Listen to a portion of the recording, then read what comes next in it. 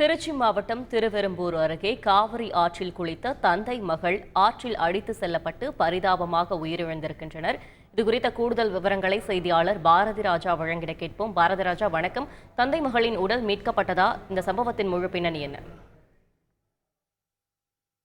திருவெரும்பூர் அருகே உள்ள கிளியூர் கல்லணை வாய்க்காலில் இன்று காலை சுரேஷ் என்பவருடைய தன்னுடைய மகளான பிரித்திகா வயது 10, ஆசிகா ஆகிய இருவரையும் அழைத்து சென்று குளித்துக் கொண்டிருந்த போது திடீரென ஆற்றில் குளித்து சென்றபோது அப்பகுதியில் அடித்து செல்லப்பட்டது.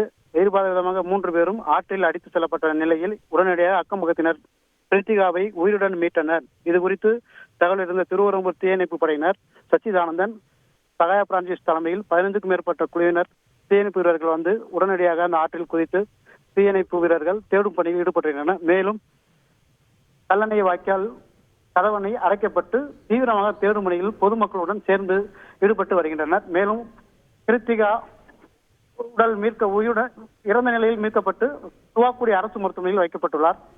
மேலும் இவர்களை ஒருவரை தேடி வருகின்றனர். தந்தை மகள் இறந்த சம்பவம் பகுதியில் பெரும் பரபரப்பை ஏற்படுத்தியது. தேடும் பணியில் 15க்கும் மேற்பட்ட வீரர்கள் இன்னும் தேடி கொண்டுள்ள நிலையில் உள்ளனர். விவரங்களுக்கு நன்றி பாரதி ராஜா. செய்திகளை உடனுக்குடன் தெரிந்து கொள்ள உடனே சப்ஸ்கிரைப் பண்ணுங்க.